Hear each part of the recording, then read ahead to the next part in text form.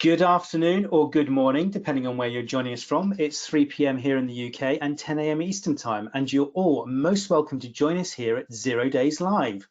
It is the start, of course, of another week, and I hope wherever you are, the sun is shining, a bit like it is here today in our virtual studios. I don't know about you, but it's beginning to feel a little bit like summer, from the inside at least. Now, after 2 short weeks, we are now a full 5 days of live shows, and it promises to be another bumper edition, and I'll run through who we've got joining us this week. Now, in a few moments, for our industry insights, we will be joined by cyber startup expert Alan Jenkins of CyLon. Tomorrow, it's Tech Tuesday, so we have industry analyst Fern Howarth from Bloor Research joining us. On Wednesday, we have authentication specialist and CEO of Veridium, James Stickland.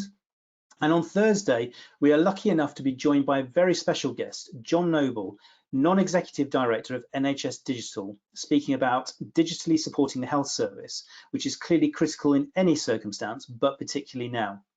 And on Fun Friday, we have industry commentator Clive Room of Pulse Conferences, where Dress Down Friday becomes 80s Day, so make sure you don't miss that. As ever, very quick intro from me. My name's Stuart Reed and I'm with Nominet, focused on cyber solutions. As you may be familiar, Nominet is responsible for managing the .uk domain, which we've been doing for the last 23 years now, and have something in the order of 15 million domains under management.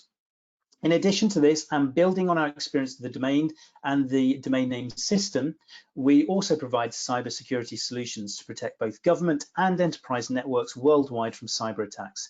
And we are pleased to say that we also provide service to the UK government's National Cybersecurity Centre as part of that. Ensuring people are able to be connected, included, and secure is at the heart of what we do at Nominet. And with the unprecedented times we're living through together right now, digital communication is more important than ever before. And with that in mind, we wanted to bring you an interactive show to bridge the gap left behind by the lack of physical meetings right now, and bring you 0 Days Live for everyone that has an interest in or is from the cybersecurity community.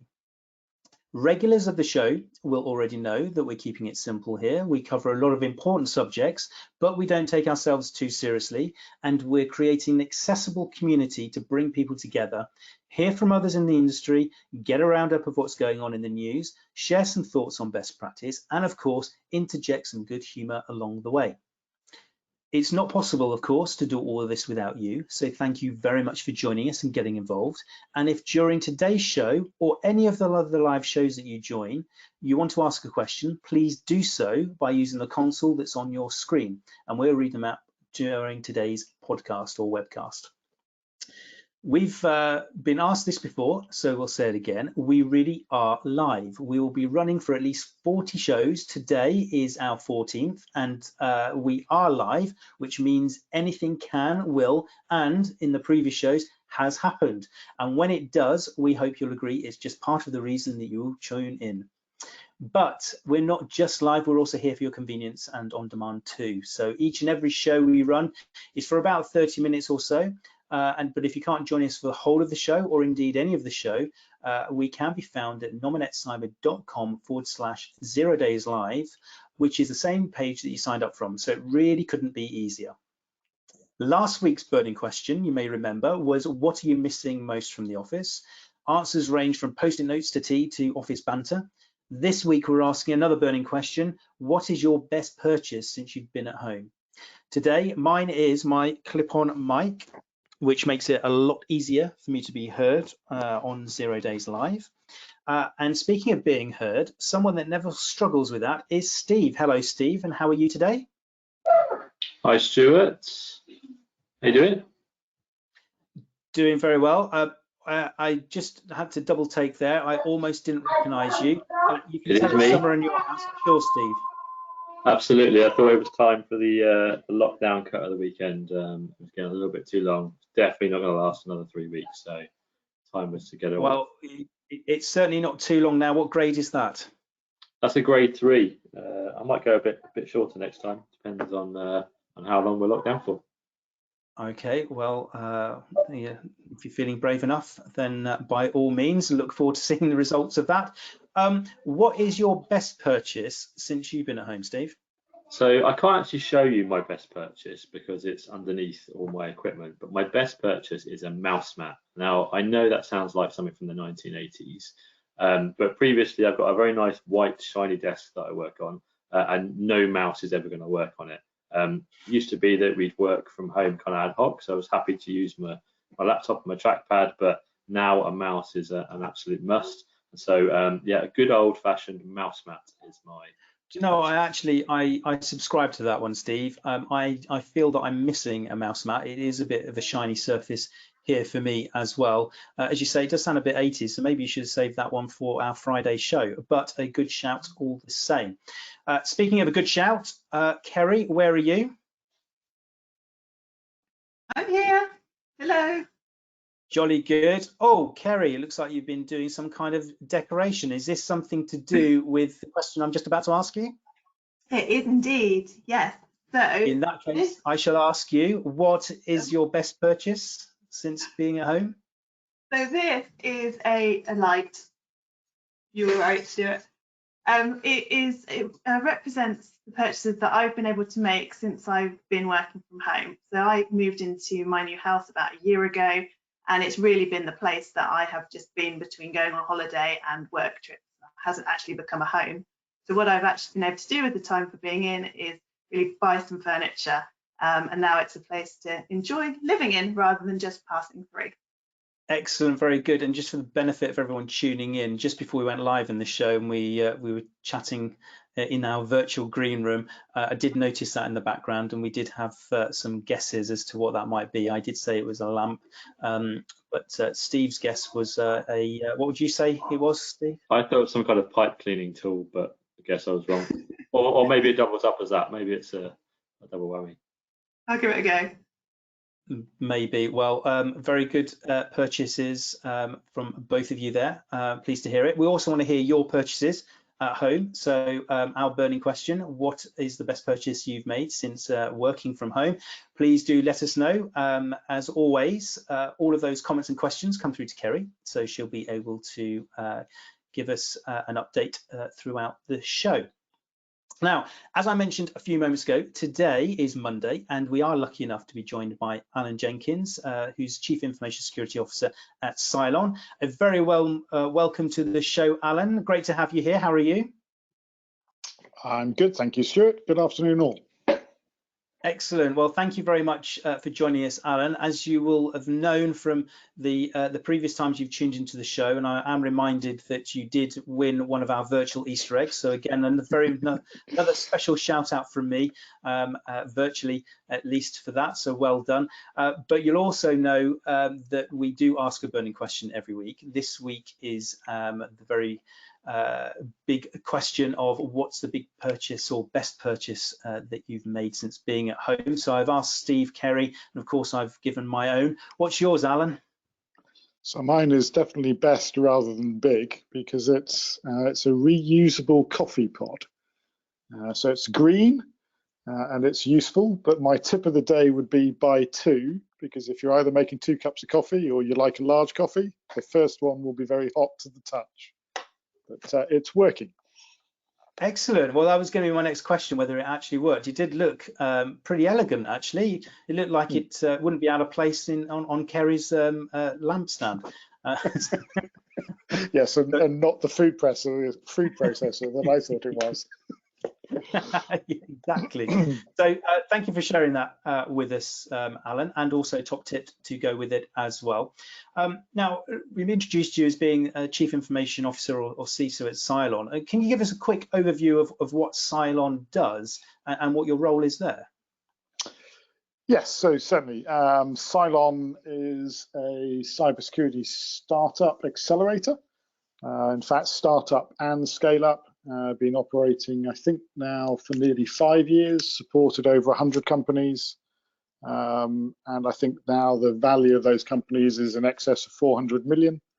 Wow. I joined March of last year to support cohorts 9 and 10 out of London, and the 4th cohort out of Singapore. Okay, so it's pretty varied then, it sounds like, and it sounds like there's a huge number of organizations that have benefited from CyLon, and it has kind of a geographical spread. So what makes being a CISO for an accelerator different from other industries? Oh, so one of the draws for me to CyLon was the opportunity to work with startups. I've been fortunate enough to do that a little bit over the years. Probably the first startup I got involved with was Egress back in 2008.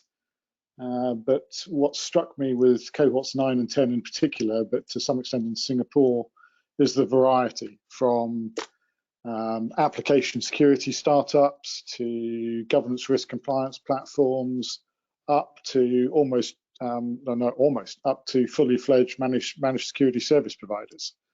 So that diversity has been actually fascinating, but also noting the difference between a genuine startup, and I forgive the expression, but two men and a dog. We've seen a family startup on cohort 10, CEO, daughter of the chairman, which was kind of interesting.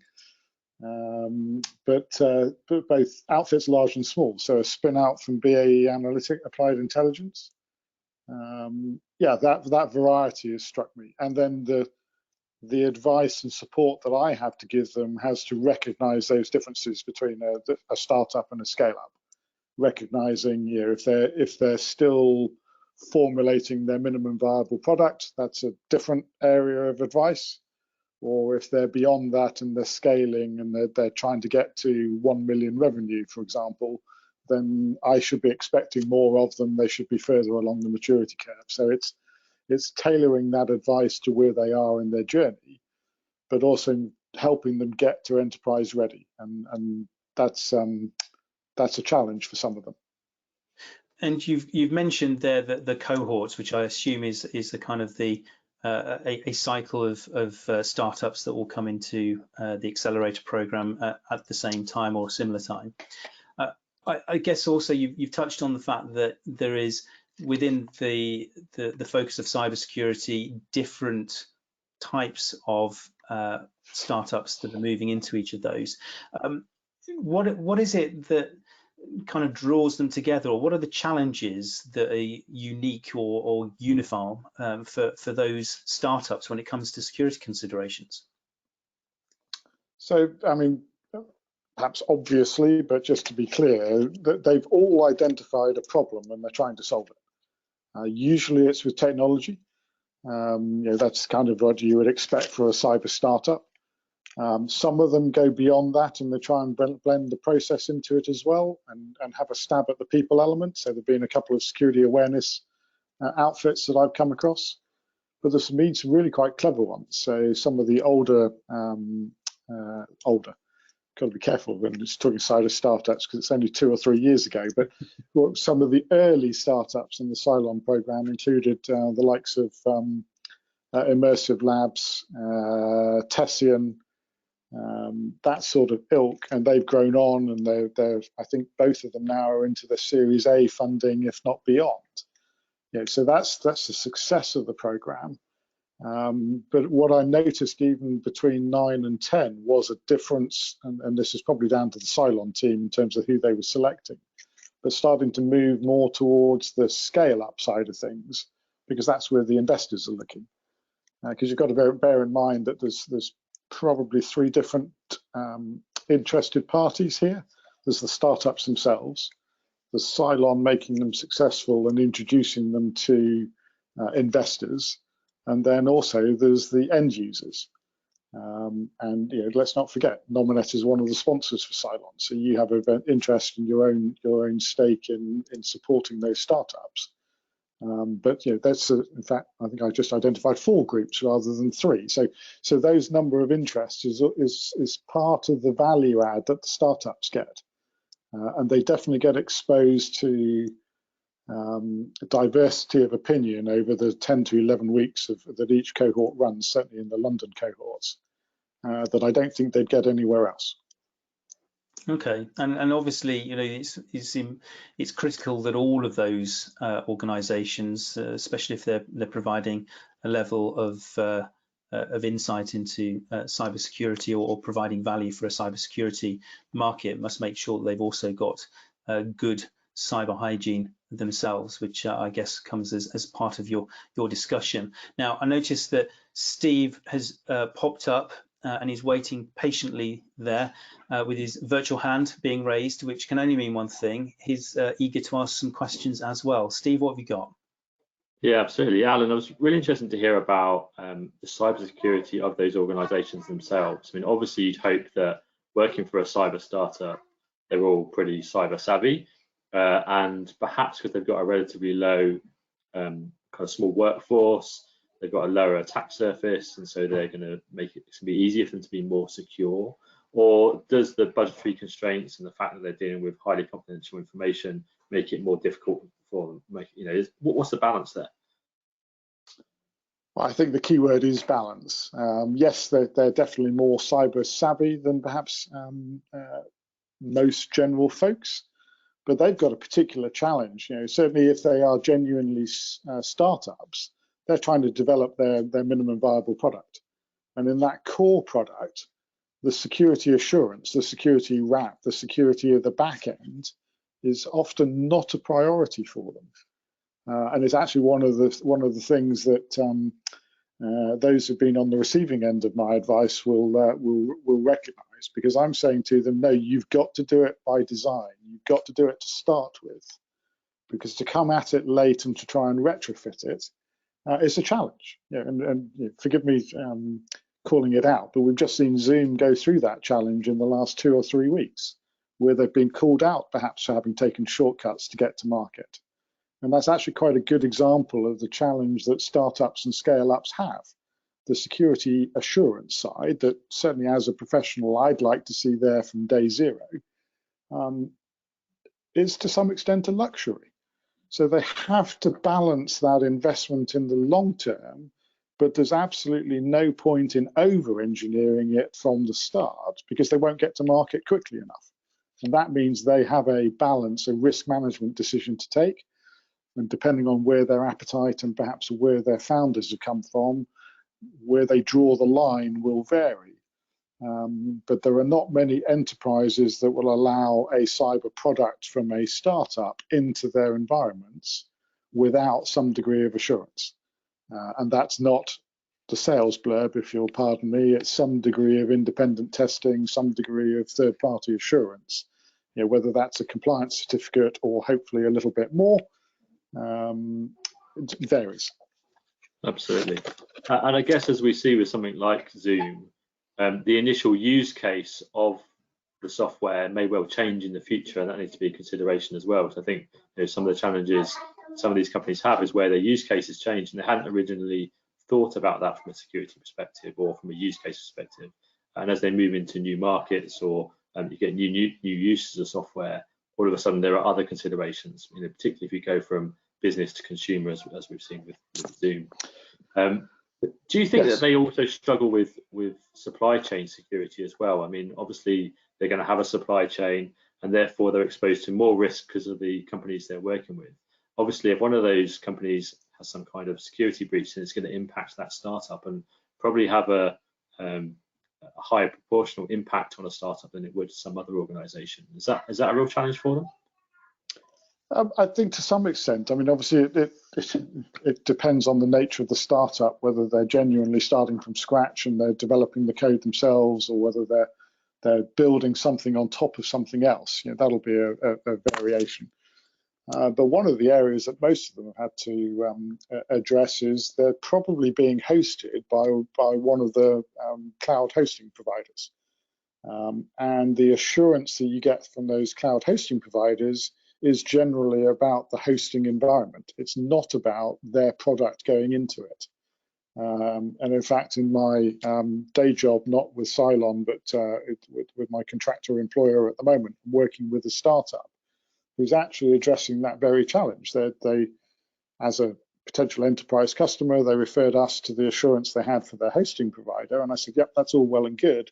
But what about your product that's in there? Where have you done the integration testing? I'd like to see the pen test of it. And they didn't have it. They recognized what I was asking for. They actually showed me on the roadmap that they already identified it. So it wasn't that I was telling them something they hadn't thought about, but it wasn't what they were going to address in this quarter. In fact, initially it was towards the back end of this year. So we accelerated that in their roadmap. And that brings me back to my, if I may, my previous answer, it's a balance. And depending on where they go in that consumer or enterprise market, who are the first customers, they tend to drive the requirements. Because not surprisingly, the startup will respond to who's paying them for development. So that's where you get more variation. But to your question about supply chain, yes, it is a challenge for them, but it's a challenge for most outfits, large and small. And I suggest it's one of those that at the moment is still pretty much an Achilles heel for most outfits. It's difficult. It's hard enough to assure your own environment, let alone your second and third order supply chain. Yeah, absolutely. And we spoke last week a lot about that shared responsibility when you're using cloud hosted providers, and the fact that a lot of organizations don't accept that and don't always recognize that it is a shared responsibility and not just of the hosting provider. So it's interesting to hear that. So that's a problem that's across the board. Yeah, and actually, Alan, there's another piece that you're touching on there as well, that I'm keen to explore is around this kind of visibility of the risk, because you mentioned it's a balance. You've said that a couple of times now. I guess in order for you to make that balance, you do need to have the visibility in the first place that there are potentially some risks that you need to consider, and some of the challenges is of course having the visibility of all the risks that you have to manage within your business before you can even decide whether you're going to address them at one particular time or another. So it seems like there's a common theme, businesses large or small, from getting that level of visibility. But the piece that I'm quite interested to understand is touching on one of your other points as well, is with that in mind, and you mentioned before that there is generally more of a resistance for larger organizations to work with startups because of their perhaps lack of credentials or lack of kind of being present in the market. What is it that can be done from a security standpoint that can give that level of confidence to a larger organization to work with a smaller startup, such as those that you're working with?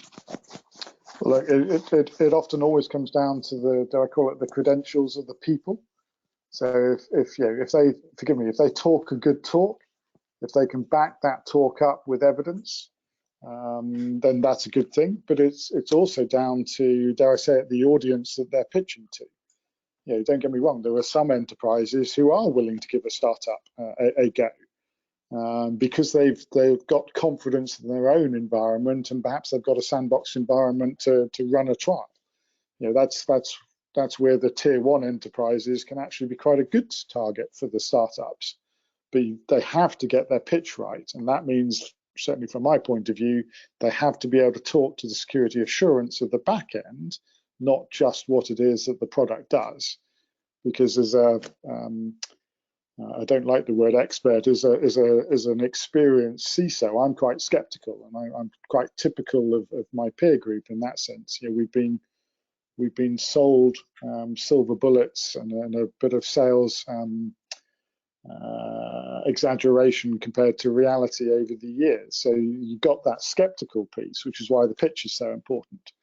But I saw some of the startups in the CyLon space who nailed that, who got it right. They understood what I and some of the mentors were saying. In fact, Cathy Goulding, your own, I know takes a similar line to get them thinking about it earlier than they would have done off their own back. And I think that's key for all the parties, both the startup, the investor, and the enterprise client, because they can accelerate quicker if they've got it in place. And I guess actually there's an argument to say that some of these startups, if they're giving the right advice early on from a security standpoint, and they are building it at the design layer, are actually in a stronger position than some of the existing incumbents within that market space as well. Oh, absolutely, because some of the existing incumbents are weak in that area. So it becomes something that you can say, well, we've got this in place with this functionality and it's easy to use. How does that compare to what you've got today? It's that conundrum for the salespeople. How much do they poke holes in what's already there? But yeah, displacement for a startup who's got their act together, that's a strong message. Excellent. And I know that there's some interest coming in from the audience here as well. So Kerry, what's first from the audience? Yeah, so we've got some great questions here. Thank you. So got on to a similar point, what you guys were just discussing. Susan's asking, how do you or CyLon manage a startup who doesn't prioritize their own security? We're persistent, I think, is probably the best way to attack that. Look, the degree of support and mentor that they get throughout the program is pretty intense. And in fact, some of the startups, in fact, in both of the cohorts that I've seen, it's been too much for them, and we had one drop out from each cohort because they couldn't handle that intensity. They weren't ready for it. But I can assure you that I and others of the mentors don't take no for an answer. We are persistent. Brilliant. So we've got a question from James saying, what are the most exciting cyber startups you've seen while you've been working with CyLon? Well, that's a tough question because they're all, no, not all. There are some real differences between them. Okay, let me pick out a couple in that case. So PubGuard was one in cohort 9 that struck me. They were onto something in the advertising space. Actually, quite an interesting piece. Something that I wouldn't necessarily have thought about because I've not really worked in that area. And they've subsequently been invested, and I think have been bought as well. So that's a success. That struck me as good. In cohort 10, I think the Yo team, secure messaging, again, to some extent, not just Zoom, but WhatsApp's come in for some criticism. Yeah, Yo struck me as onto something. And then a little bit into one of the black hole areas for CISOs, SafeTech, getting into the operational technology space, which I think is a grey area at best for a lot of outfits. But there were plenty more, I can assure you. Great. And what do you think makes a cyber startup successful? That's from Jenny. Probably need to ask an investor. For me, it's somebody who's got their story together. They know what it is they're trying to solve. They know how they're going to do it. But particularly, they've thought through the value proposition from the customer's point of view. And that's so much more than just how much is it going to cost. Those startups who've thought through that the CISO's got to put a business case together, that they're going to have to include budgeting for through life into 3 years down the road, which is a long time for the startups. That makes not just the sell, but the business case on the client side so much easier. So I would advocate that as a path to success. But an investor will look at, well, is there anybody else in the marketplace? Are they going into genuinely new territory, or are they an evolution of something's already there? So the investor will look for something that's genuinely new to market. So I think you've got different interests will recognize different paths to success. Brilliant. Sounds fascinating. So Stuart, I think the last one's probably for you. Does Nominet work with any cyber startups? And that's from Raj. Yeah, we are always looking at new complementary startups in the space. As Alan said before, we've actually supported CyLon initiative previously as well. So we're always looking at how, as a combined effort, we can become more immersed into what's going on from a cyber perspective, and looking at interesting companies that we can support along the way as well. Good stuff. It's not often I get Not often I get a question from the audience, so I appreciate that, Raj. Thank you. And also thank you, Alan. Been a fascinating conversation. It's always interesting to look at the industry insights from a slightly different take. We've spoken about much larger enterprises on the show before, but we've not really focused in on the kind of the startup piece as well. So it's been fascinating to learn a little bit more about what you're doing with those startups and the CyLon initiative generally. So thank you very much for joining us today, Alan. With that, I will turn back to Kerry to give us a wash up of this week's news. Thank you. ZDNet reports that Singapore has warned political parties about cybersecurity risks during the election. The Ministry of Home Affairs has issued guidance on how to protect IT infrastructures and provided parties with examples of previous state interference so teams can spot any repetition. The FBI warned schools in the US about attacks during the COVID-19 crisis, and that's in Digital Journal. And then finally, there's an interesting story in FT Advisor today that picks out the action fraud report we discussed on Friday. It lays out the differences between phishing, smishing, and vishing, among other threats. Threats. Good, thank you very much for that, Kerry. I mean, interesting. The elections is showing itself there again. It's one that shows that it's not just a technical consideration, but there's actually a reputation and responsibility piece there as well. As it happens, we're going to be investigating election security in one of our future shows, so more on that as we get closer to it. The FT is an interesting one as well in terms of the different forms of scams, bit of a tongue twister for some of those. The smishing piece, which typically refers to SMS text messages, the phishing, which of course we know more for email, and the kind of the vishing that's more around a classic phone call from a scammer. It just shows that internet users really need to be wary of anything that's unsolicited or suspicious. And again, as we're more and more reliant on digital communications right now, then having heightened awareness is certainly something that we need to do. And unusually, towards the back end of the show, I see that Steve's popped up again, which either means that he's pressed his camera on button by mistake, or he's got something to say. I was just interested in the smishing thing, that we're still using the term smishing despite the fact that no one uses SMS anymore. I mean, the fact that you even get an SMS should clearly be an alert that something isn't quite right. But I just wondered if they're going to soon change that to something else. You know, it's WhatsApp now, isn't it? I think it's probably the most prevalent where you're going to get something through. So will it be wishing? I don't know. Just thought I'd make that point. Well, on that note, Steve, I think answers on a postcard or answers in the console on the right-hand side of the screen from everyone tuning in, because yeah, I think you're right. As more and more technology gets used, there's going to be lots more terminology that brings these things together for us. So thanks for that pause for thought this afternoon or this morning, depending on your time zone. Thanks for that, Steve.